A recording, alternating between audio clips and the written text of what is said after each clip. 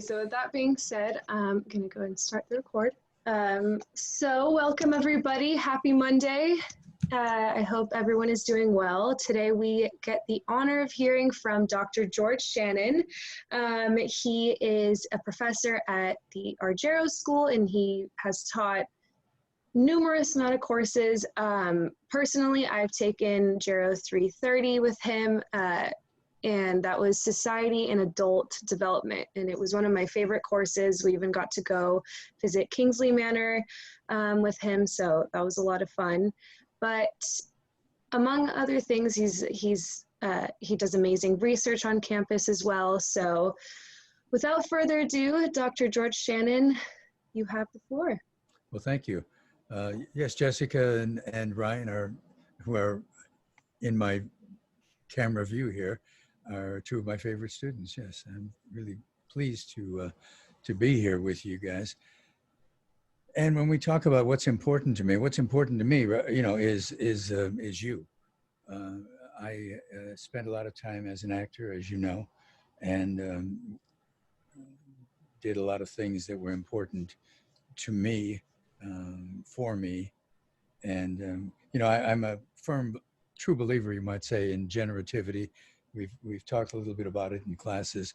That idea that one gets older and one wants to pass on life experiences and if not solutions, certainly ways to approach problems. When I was an actor at the Actor Studio in New York, Strasberg used to say that he can't teach anyone how to act, only how to approach the problems associated with acting. And that's the best I can do too, is demonstrate for you and discuss ways to approach the issues of life and the meaning that they can attach to your lives right now, and certainly the outcomes that one might anticipate from for the future, based on the way we look at life through the prism of the life course framework. And so generativity is really important. And you know what it means is that somebody like me, who at 55 was having a fairly successful career. I wouldn't call it monumentally successful, but I certainly was a working actor, which puts me in the top 5% of members of Screen Actors Guild. And I was doing a lot of voiceover work, which was great fun because, you know, I live in Hollywood and the studios are basically in Hollywood. And they'd book me for 2 hours and I'd go in and knock it off in 15 minutes and, you know, make a pretty good living. You know, you could make more. When I did the Cadillac, they flew me into the Detroit area and I did 40 scripts in 2 hours, 40 national and local commercials in 2 hours. That was a major payday, as you can imagine. So it's, you know, it was going well for me. So it's almost inexplicable why I decided to go back to school. Some fellow that I knew who was a casting director, when I got my master's degree, I walked up to him and said, "Harv, how are you? It's good to see you." And I wanted to let you know that I just got my master's degree in gerontology. And he looked at me and he said, "Why? why would you do a thing like that?" And that was kind of a shocker to me because I thought he was a bright guy and certainly well read and knew a lot about life and living. His family had been in showbiz in one way or another for years. And it made me think, why did I do it? What's the point? Why would one want to take that step, invest time and money in a second career? And for me, it was like a third or fourth career. But then that's the age that we're living in, where people are expected to have 5, 6, maybe 7 careers, and you guys in particular. By the time you're ready to retire, if retirement is in your lens. For me, it isn't. I couldn't imagine myself retired. What would I do? I mean, I could write. I could do. There are things I'm prepared to do. A number of things, and call myself sort of retired, but it's not anything that I want to do because I'm really into this kind of interpersonal relationships, these meetings that we have where I get a chance to talk to you about what's important to you, and you can bounce off of me what's important to me and what I think about life and where it's all headed at this time. I think we're all, it is my experience having, lived 80, I'll be 81, oh my God, in December, which is only a couple of months away. And, you know, when I was your age, I met a guy who was 82. I was older than you. I was about 26 years old. And I met this guy who was a friend of my grandmother who was 82 years old. And I was actually shaking in my boots because I'd never spoken to anyone that old before. And I didn't know what to expect. I was terrified and fearful that he was going to drop dead in front of me, which is a funny way of saying that I was completely inexperienced and unknowing as to what the aging experience was like. So for me to go back to school, and I was going to, when I decided to go back to school, really drove me to go back to school, besides the fact that I didn't even have a bachelor's degree. I was 54, 55 years old, and I wasn't going to die without at least having a bachelor's degree. I had hundreds of hours of classes, and I'd studied, with Strasberg and his private classes, the Actors Studio at Second City in Chicago. So I had spent all of my life, in classes. The only people that I know who take more classes than I took are dancers, who are completely crazy, by the way, because they dance all morning in a class and take a couple of hours off and then go and do a show at night. So, and that always astonished me. But they are, among the most talented and literate people, and able to express themselves both physically and emotionally in a way that few can. So, taking classes has been a part of my life. So that when I decided that I had to do something else besides the acting profession that I was involved in for over 30 years, I thought to myself, what in a perfect world, what would I do? And so I thought, well, I'm good at school. I'm gonna do that. I'm gonna go back to school, get a bachelor's. Maybe I'll get a PhD. I had a lot of friends who were wonderful artists, actors, actresses, who were clearly not going anywhere with their careers. They had nowhere else to go. They had devoted their lives to their craft and were enormously talented, but unfortunately, in performing as an actor, you have two tracks. You can either do it for the money, or you can do it for some kind of life satisfaction. And if you do it for life satisfaction, you're going to run out of money. And most of my friends who were so incredibly talented left the business before I did, because they weren't making enough money to sustain themselves and to have a family, to have some kind of a life. So that's what I wanted to do, was get a PhD in psychology and help talk those actors who needed help transitioning, to help them out of the business to something else, to make some kind of a career move before it was too late, before they had no choice. And when your back is up against the wall, especially if you have a family and you're trying to have a life. I knew married couples both of whom were actors, actresses, dancers, who were making, $400 or $500 a week. In Los Angeles, you can't survive on less than $100,000. So, that wasn't going to get them far. And that was my idea then. I was going to get a degree and help people, offer them my insights into how they could still have a life. And in doing so, actually, I offered myself that alternative as well, because I still have a life at my age. hard for me to believe as it is. I saw a program with, um, um, I think it was Clint Eastwood, and somebody said to him, you know, I can't believe you're 80 years old. And he, he looked at him and said, well, imagine how I feel. Uh, you know, how do you feel 80 years old or 90 years old or whatever? You know, Sean Connery died yesterday at 90 years old, and he had a wonderful life, but he got lucky, and he got, besides the fact that he was enormously talented, still got lucky, you know, hit the James Bond thing, and that gave him the freedom to pick and choose many of the movies he did for the rest of his life. It's something that most actors don't have the luxury of doing. You're pretty much at the beck and call of producers, and in my experience, many of whom don't have the talent to drive a nail straight, and so it's a pretty rough go. So you know, when people think it's, oh wow, you know, you had a career as an actor, and there's nothing better when you're working.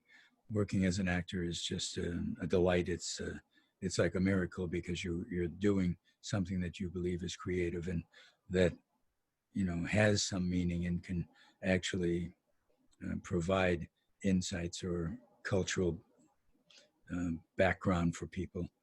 The fact is that acting is truly wonderful when you're working, and only when you're working, because the rest of the time you're running around from audition to audition and from class to class.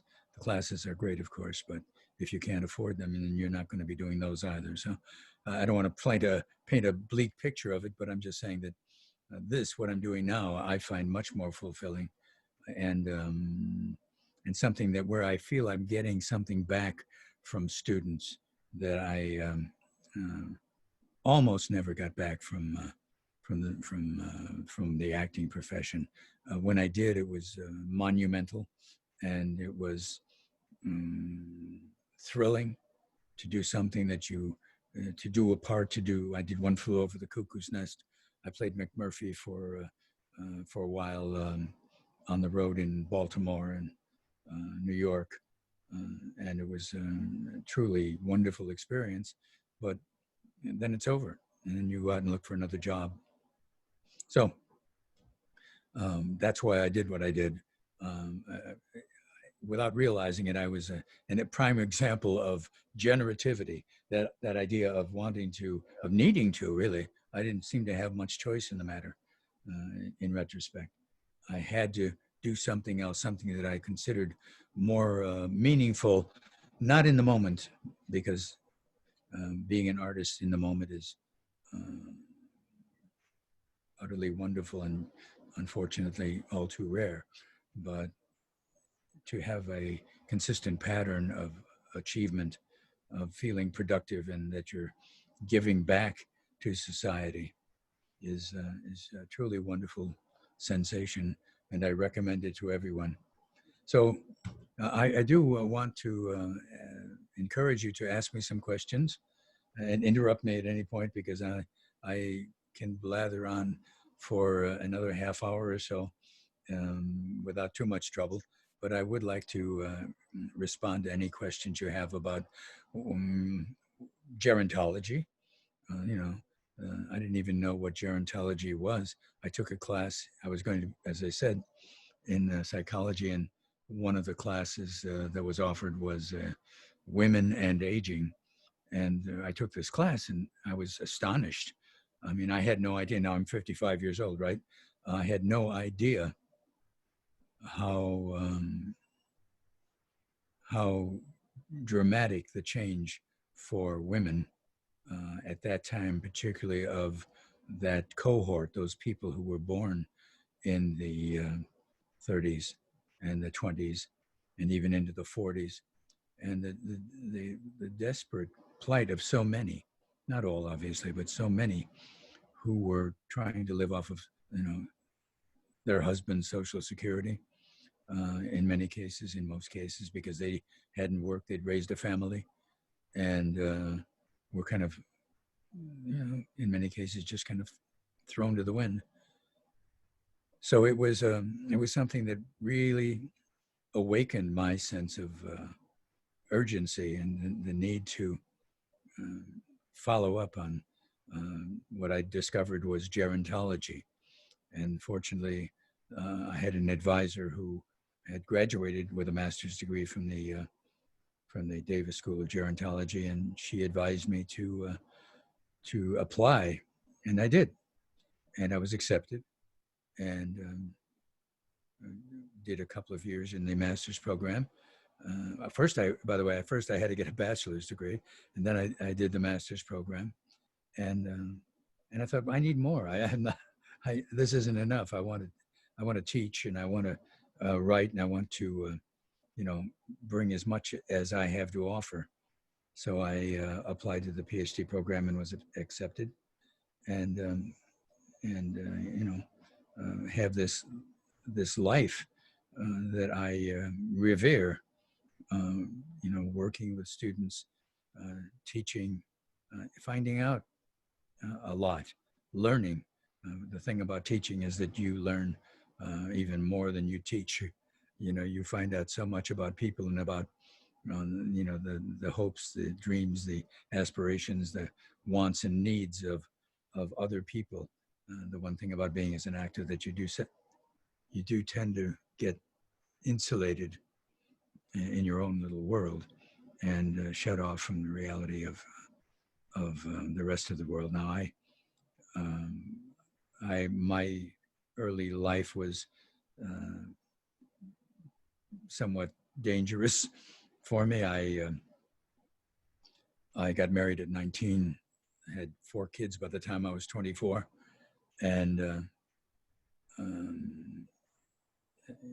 I was building elevators for 8 years. So, and then I was walking down Michigan Avenue with a tool chest strapped around my waist, and Michigan Avenue near the river. And if any of you know Chicago, and a woman stopped me in the street and she said, "Excuse me, do you mind if I talk to you for a minute?" I said, "No, fine." She said, "Have you ever thought about doing print work?" And I looked at her and I said, "No, I have no idea what print work is. So naturally, I have never thought about it." She said, "No, I mean, you could be a male model." And I said, "Oh, please, we're 300 feet from Wacker Drive. Between here and there, you could run into a half a dozen better looking guys than me." She said, "No, that's not what I'm looking for. You have something that I find most interesting, and that is that you are a WASP." And I said, "What?" She said, "Can you spell WASP?" I said, "Yes, WASP." She said, "Yeah, that means white Anglo-Saxon Protestant. You are a prototype of that, and you can make money with your looks if you choose to." This as I'm walking down the street, fixing elevators with grease on my face and dirty fingernails. And she handed me her card. She turned out to be Shirley Hamilton, who was the biggest talent agent in Chicago, whose office was directly across the street. You want to talk about how fate can intervene in your life. And as I often tell people, is if destiny knocks at your door, open it, because you don't know what what good things can happen for you if you respond. So I took her card and I went back to her office the next day. I cleaned up a bit, and she gave me a couple of names of photographers.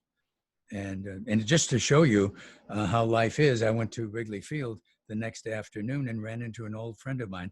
I used to play baseball, and played baseball and football and basketball in high school, like an awful lot of other people. But I had a particular talent for baseball. And this guy said to me, "George, have you ever thought about doing modeling?" I said, what's going on here? Why would this suddenly become something that I should concern myself with? He said, "My girlfriend is a talent person. She's a stylist for a photographer, and she asked me to look for somebody because the photographer she's working for wanted somebody that to take pictures of for his portfolio." And I said, "Well, okay, sure, let's do it." So I did. I brought the pictures into Shirley, and Shirley looked at them and said, "Good, let's start making some money." So that was in 1966. my first job was with Miss Photo Flash, um, uh, which was really interesting because I was a very shy person, which you may find hard to believe at this point in my life, but nevertheless, it was true. And here I was suddenly, taking pictures with this gorgeous woman who was, by the way, incredibly good-natured and sweet. And um, I started a career in Chicago, taking pictures. At the same time, I was um, I was at the University of Chicago, and I entered the drama. Um, I was going to say drama club. It isn't drama club, but the drama school, and they were casting for some Shakespeare plays, and I auditioned, and I actually got hired with absolutely no talent and no experience. So life is peculiar, and that started my acting career. I did as you like it, and a play by John Ford called um, um, "Tis Pity She's a Whore," and it was an amazing thing. And I went to classes uh, at Second City, and I also studied at the University of Chicago, and with a guy named Ted Liss, who had a classical drama studio. And 3 years later, I moved to New York and began to study at the Actors Studio with Lee Strasberg. So life is full of surprises if you are available, if you uh, if you let yourself, if you're not afraid, and you're willing to take some. I mean, I had 4 kids and a wife. Actually, by that time, I had 2 wives. So it was a monumentally chance-ridden thing for me to do, but it all worked out. Does anybody have any questions you want to ask me? I actually have a question, and this could be, at any point in your life. Who is your biggest inspiration? Well, I could almost say Sean Connery because I read all of the 007 books. I mean, I was an avid reader, by the way. I started reading Dostoevsky at 13, and so I read all of the classics that one could want to read and that might have a positive effect on one. By the time I was like 16, I graduated from high school at 16, and I would say a couple of my my my second grade teacher was a nun who I had a tremendous crush on at 7 years old, and she was a tremendous inspiration for me. She treated me well and respected me and encouraged me to write and to get involved in the arts. And my first year English teacher did the same thing, and I was lucky enough to get a couple of people who saw through my shyness and my lack of ability to really express myself clearly, verbally at least, and and encouraged me to write, which was the thing. I mean, so if you ask me, people like John Dos Passos, a wonderful writer who wrote a wonderful line in a book called 1918, which stayed with me all of these years, where his chest should have been, they pinned a medal. The idea that someone could get involved in soldiering and trying to stand up for the beliefs that he thought were important. And when he died, he was simply a part of the tomb of the unknown soldier, because he ultimately was killed and apparently stood for nothing. So, I think many writers and wonderful teachers have been the people that I have been most impressed by. When I went into the PhD program, people like Kate Wilbur, I was in her lab for 5 years. She put up with a lot of my nonsense and got me through the program. She was, when I was in despair about whether I was had what it took, she would say, being smart isn't enough. You know, one foot in front of the other. You've got to have the courage to complete the program. It isn't just about being clever or smart. And she was right. She was so right. So yeah, I mean, people like you know John Walsh, whom I met when I first came to the school, and who totally impressed me with his ability to teach and communicate in a very, very interesting and affirmative way. And you know, so I've been influenced by some really top-notch people, certainly in the School of Gerontology. And I'm not saying that just to be, you know,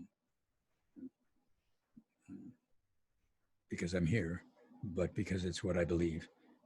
I know the difference. I know when people are being sincere and not all. You know, I got into acting because I was shy, but I also wanted to learn more about people and what motivated them.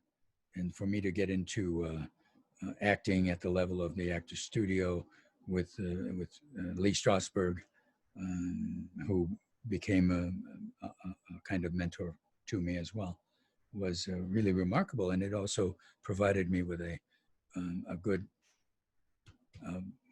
platform, you know, a concrete base to try to figure out what I was going to do with my life. Did I answer the question? Yes, you did. And I have a follow-up question actually. Did you ever, or do you ever even still think back like, oh, I wish I could have done this, or maybe have anything you could have went back and changed? Yes, I would. If I had it all to do over with again, I would be the person I am now. You know, someone who is not intimidated. I used to be so shy that I was intimidated by waitresses. When I would order, I could barely talk. I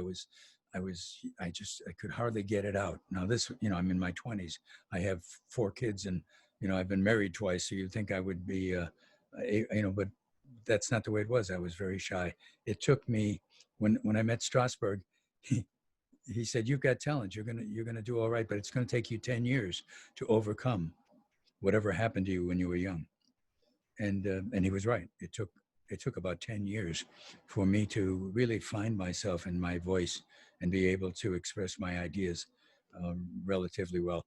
And even when I got into gerontology, you know, I graduated with a PhD, and I would go to a party, and someone would say, "What are you doing?" I say, "Oh, I have a degree in gerontology." "Oh, I love gerontology," the person would say. And I would be like, "Oh, really?" "What do you love about it?" And they'd start telling me their life story and how fascinating it was that they had parents who were older and they were trying to convince to, you know, have a life, to maintain their lives and not just sit back and let it go.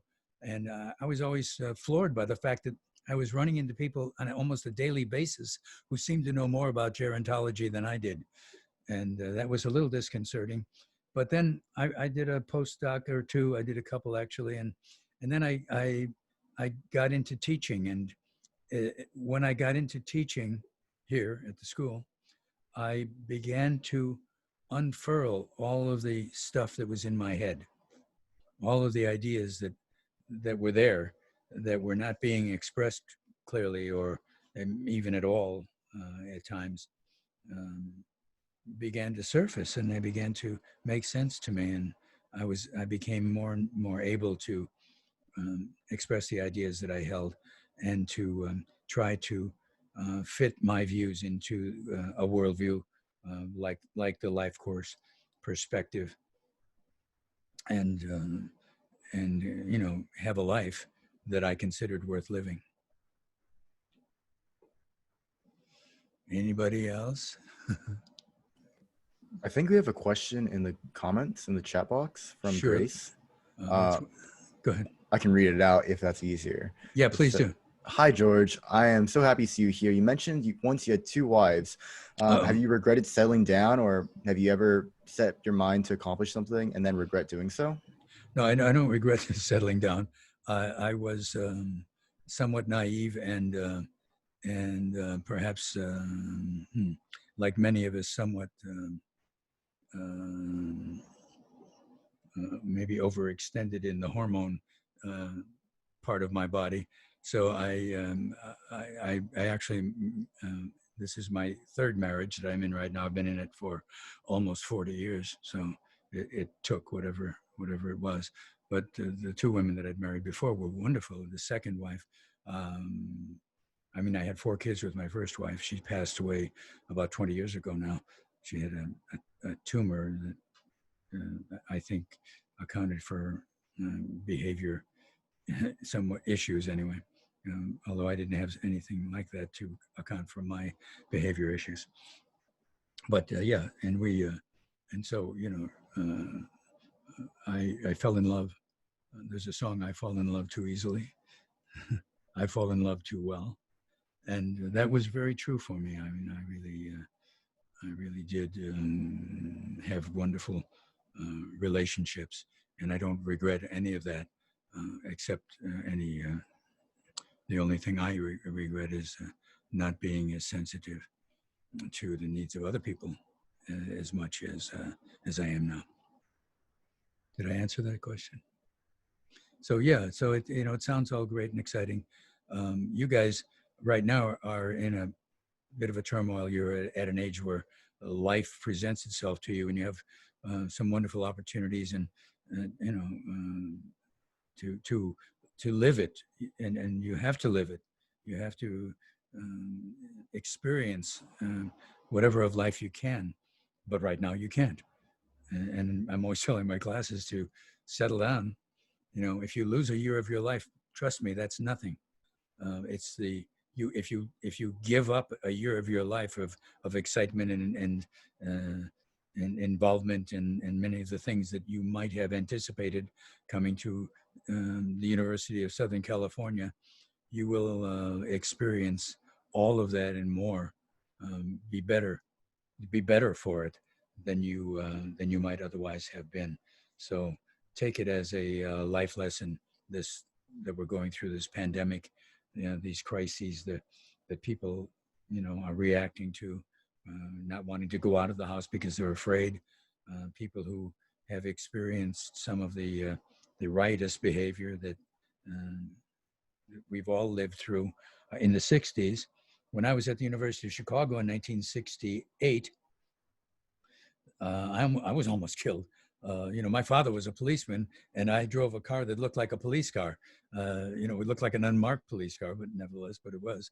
It was a little Buick Special, and I got stopped in Grant Park, which is where a lot of the riots were going on. I had to meet someone there.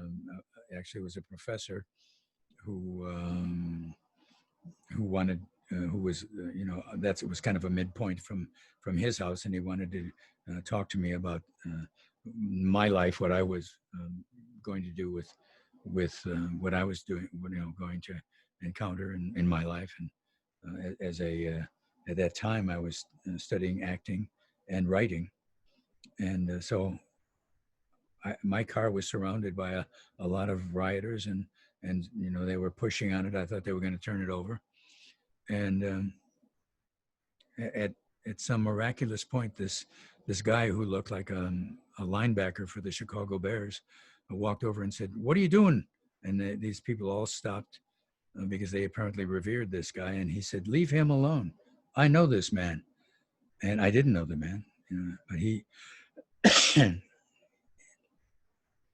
he took my side on the matter, and I escaped in one piece. So I was lucky. But so I know what it's like to be in a fearsome situation, in a fearful situation. But I also know that the best way to react is passively and just to leave.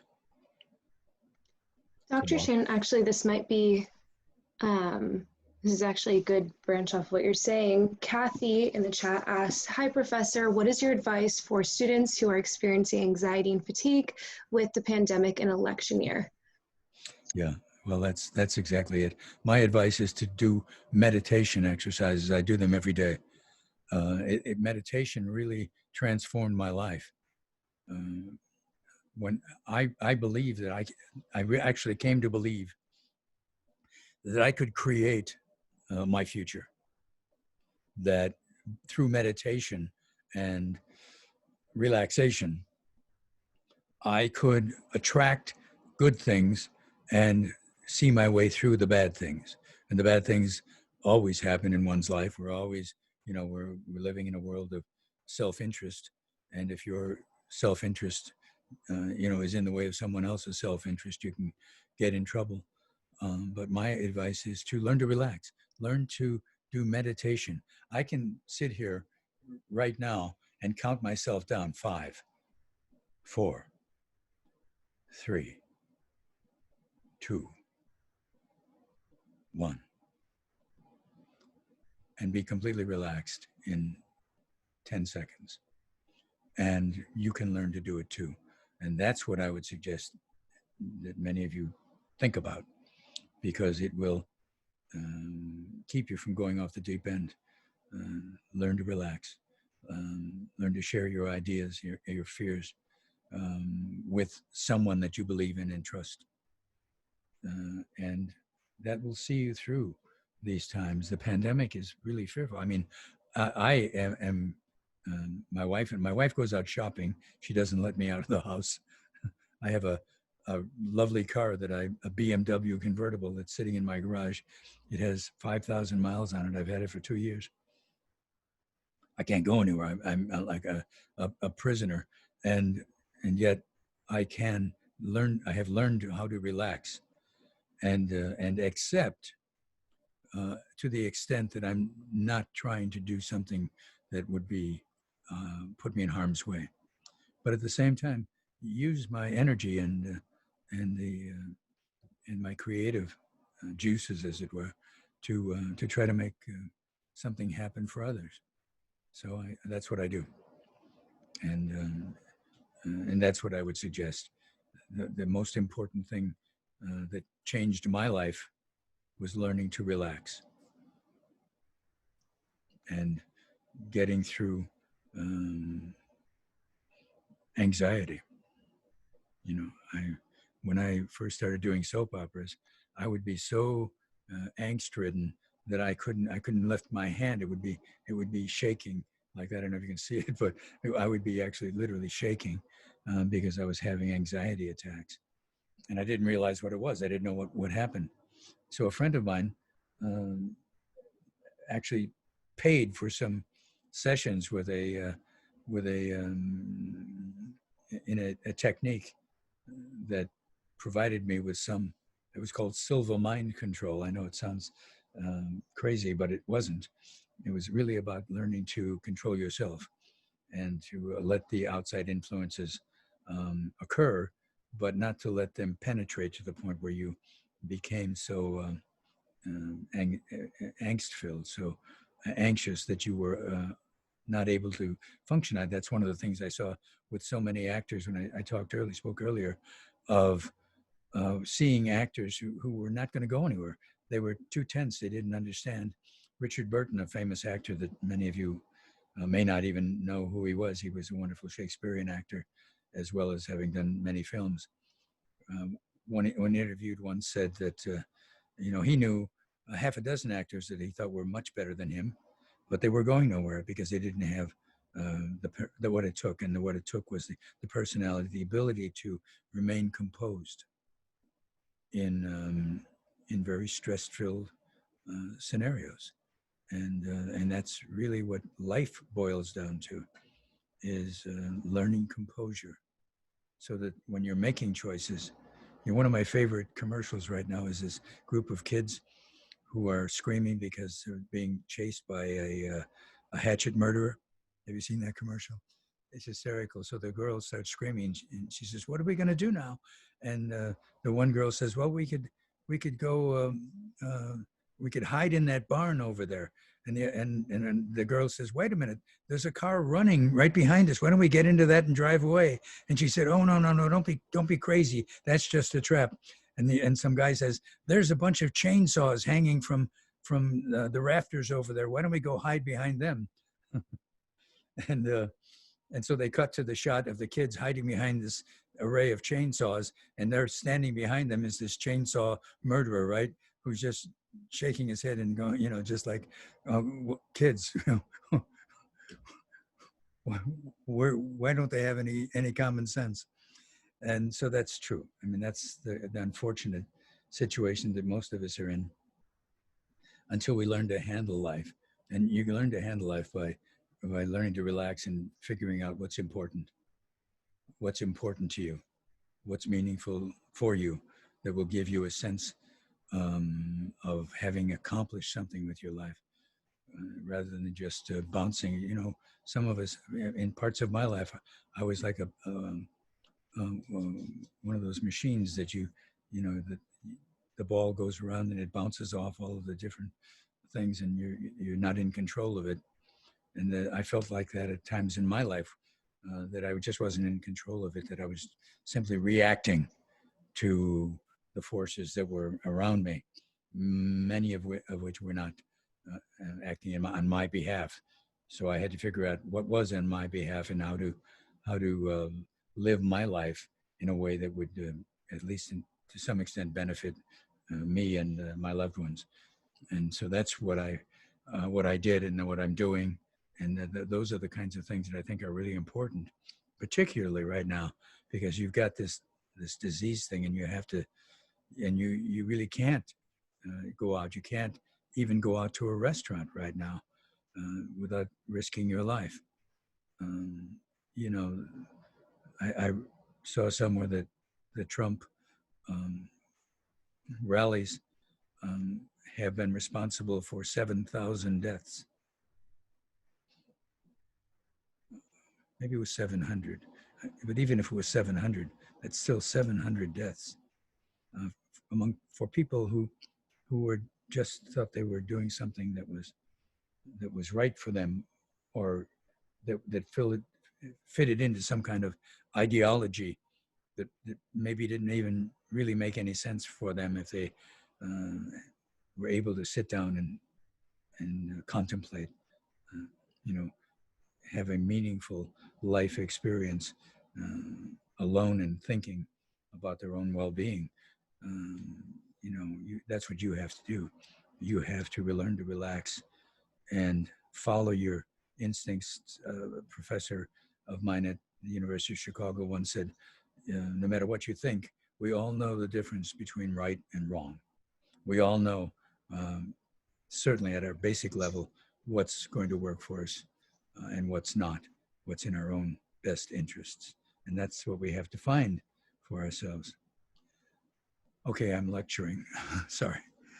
No, don't be sorry at all. That was awesome. And I took some notes myself, because definitely think all of us need to hear that during this time. It is 5:50. If anyone needs to leave, feel free to do so. I know some people have classes, but we still have two hands. Jim raised his hand, so I'm going to give him time to ask his question.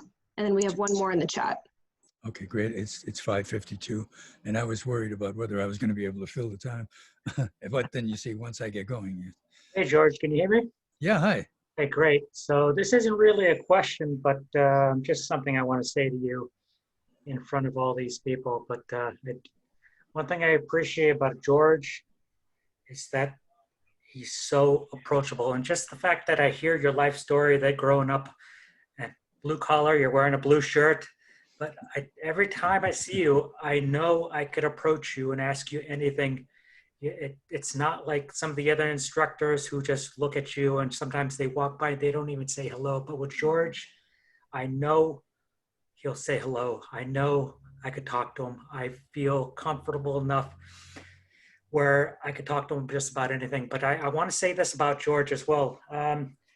George, there are many times when I talk about you to other people, basically when they're lost, when they don't know what to do, when they don't know in which direction they're going to go. And I said, it's never too late. I have an instructor at the School of Gerontology who I didn't even know the age until now, but got his bachelor's at 55. I got my bachelor's at 55, at 57 actually. 57? I went back to school. I had to refocus my 100 and some units. Yeah, so I was 57. And then he got his PhD. And these are people who basically feel lost at 20, at 25, at 30. And I say, you know what? It's never too late. But the thing is this, that I want to stress to, that what I stress is that it's not even a goal, but a direction that I want them to go to. For example, you want to study this. Yes, you want a direction to feel some sort of self-worth in your life. I try to point them in the direction because an end goal isn't always reachable, but if you point them in the direction that may bring them happiness, may bring them experiences that they need, they might find something on their own. For example, the goal may be to get a degree, but if you point them in the direction of the degree, maybe they'll find something else that'll make them happy. And you are basically an example that I basically show them. I mean, that's never too late. Let's set you in a direction that will lead you to something that will make you happy. And I want to thank you for that. I appreciate you in that respect. Thank you, Jim. Jim is one of my favorite people around the school. We've known each other for over 20 years. Yes, we were both children at the time. But indeed, Strasberg used to say, don't when you approach a role, and for you, your role is your life. Don't go to the end result. Love the journey. Yes. Because the journey will take you. If you love the journey, it will take you to the place you need to be. And I really, really believe that. You can't make up your mind that this is what you're going to do and then hold to it so firmly that you don't open that door when some opportunity knocks.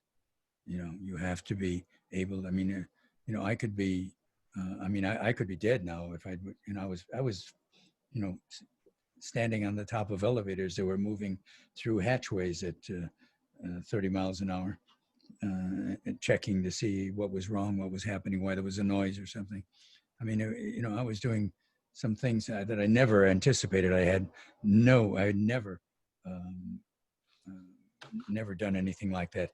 But the wonderful thing about us as human beings is that we're adaptable. We can take a punch. The one thing that I can do is take a punch. I may not be the best hitter, but I can certainly take a punch. So set yourself up for the journey, not for the goal. And you won't set yourself up for failure because there's going to be so many doors on that journey that you'll find. And George is a great example of that in my eyes. Thank you, George. Thank you, Jim. Yeah. So, all right. Who's next? Somebody else? Beautifully put, Jim. Okay, so there is one more question in the chat. Floor asks, hello, Professor. What was your toughest time during the PhD program and how did you overcome it? The quals.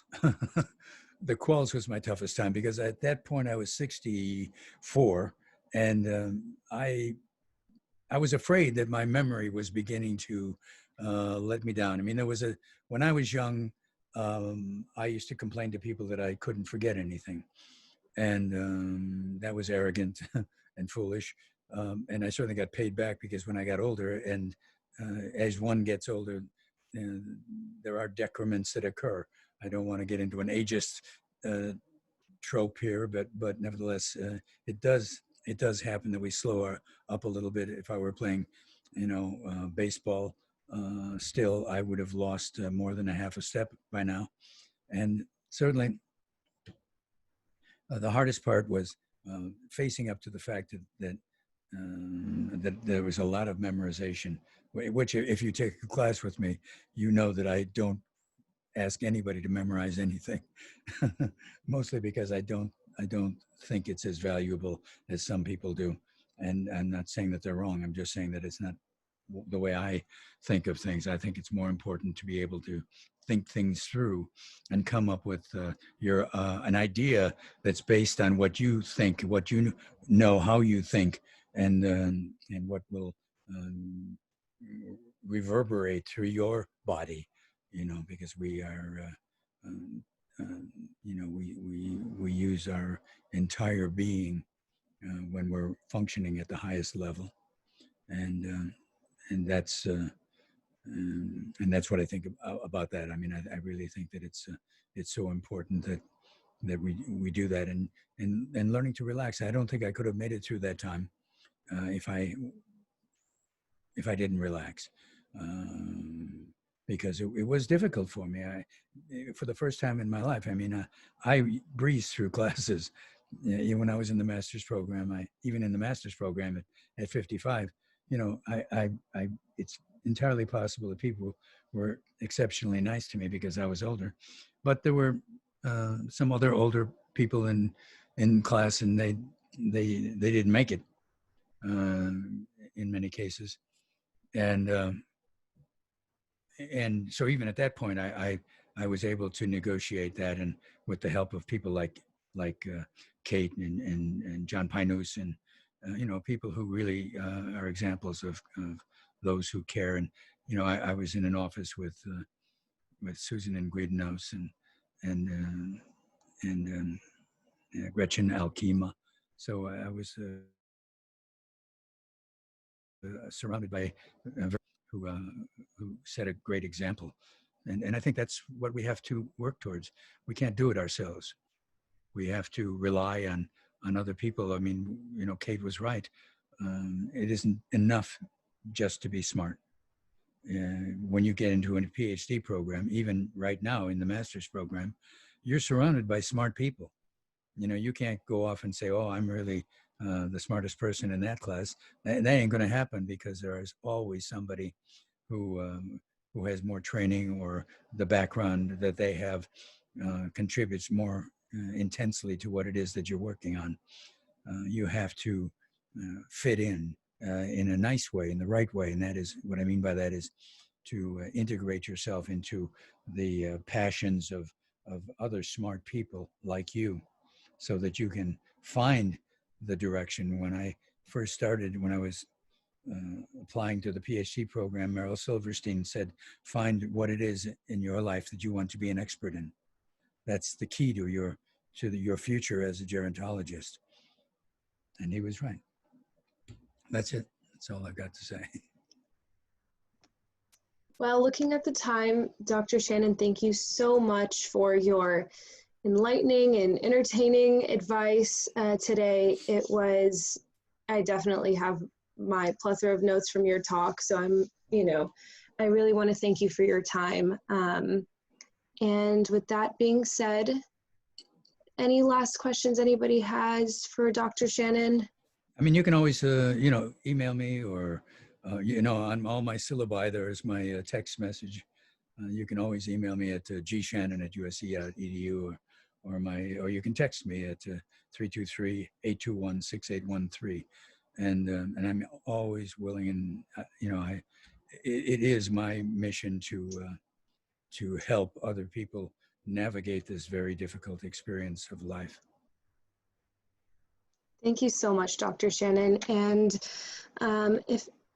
with that being said, if nobody has any questions left, sorry, I will say good evening to you all, and I hope you all have a great rest of your week. Stay safe, and enjoy Dr. Shannon's words. Meditate and take it easy. By the way, you can always call me George. Some people call me, people used to call me Mr. Shannon, and I used to say, that's my father's name. I like, listen, when I was in the master's program, I ran into Eileen Crimmins, Dr. Crimmins, in the parking lot. And I asked her a question about it. I was taking a class with her, and she said, George, will you stop? Call me Eileen. Don't call me Dr. Crimmins, because I won't know who you're talking to. And I think that was a wonderful life lesson for me, because someone who is so respected and revered and it was on my committee when I got my PhD. To have that sense of reality and modesty and down to earthness that I think we all need to find within ourselves. That's it for me. Thank you so much, Dr. Shannon. All right, guys, fight on. Fight on. Right on. Thank you. Bye-bye. Thank you. Thank you, guys. Again, thank you so much, Dr. Shannon. I really appreciated your time and everything that you said today. Oh, you're welcome. I hope it helps, help. There was a song from the 60s called Help Me Make It Through the Night.